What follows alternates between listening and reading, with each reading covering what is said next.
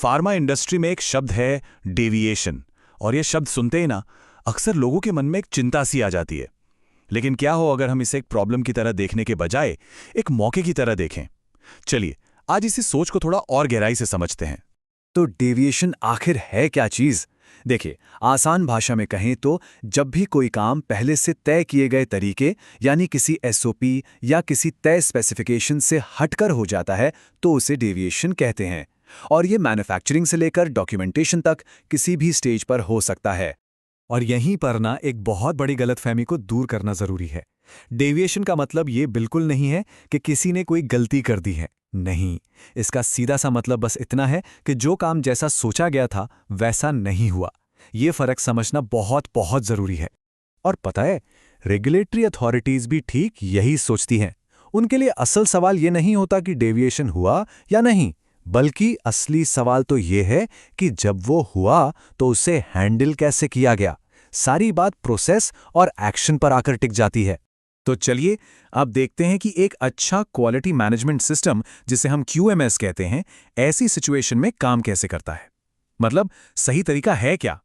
एक मजबूत QMS में 5 बहुत जरूरी कदम होते हैं। पहला, जैसे ही डेविएशन हो उसे तुरंत पहचानो।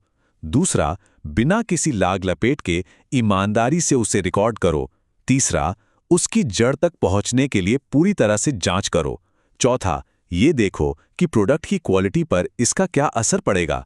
और पांचवां, सही एक्शन लेकर, मतलब सुधारात्मक कार्रवाई के साथ उसे क्लोज करो।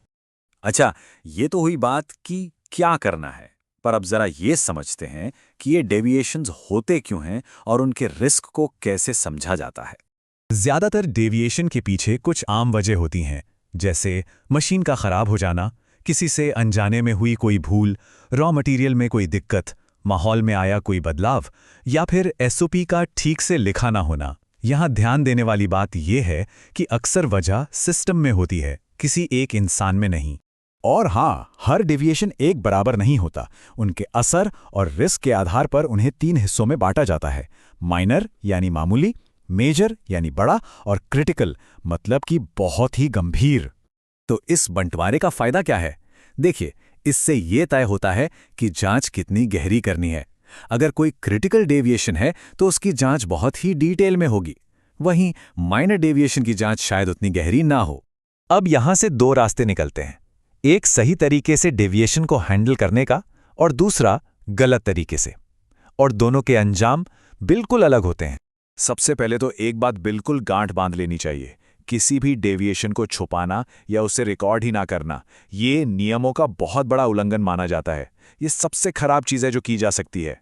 जब ऑडिट्स होते हैं तो कुछ गलतियां बार बार पकड़ में आती हैं, जैसे डेविएशन को समय पे डॉक्यूमेंट ना करना या एक ही गलती का बार बार होना, जिसका मतलब है कि असली जड़ तक कोई पहुंचा ही नहीं।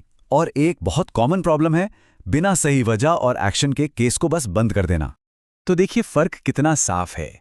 सही रास्ता अपनाएंगे तो प्रोडक्ट की क्वालिटी सुधरेगी, भविष्य में वो गलती दोबारा नहीं होगी और रेगुलेटर्स का भरोसा भी बढ़ेगा।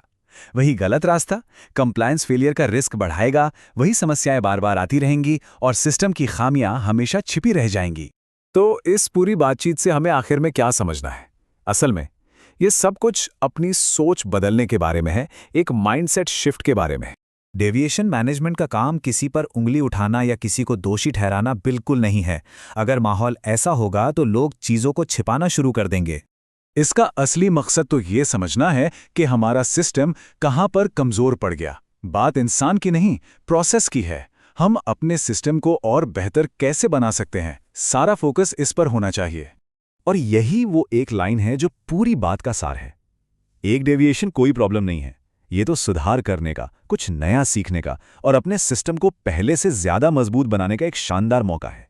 तो आखिर में ये सवाल हम सबको अपने आप से पूछना है कि हमारे अपने सिस्टम्स में हमने ऐसा माहौल बनाया है जो सच्चाई को सामने आने देता है, या ऐसा जो उसे छिपाने पर मजबूर करता है।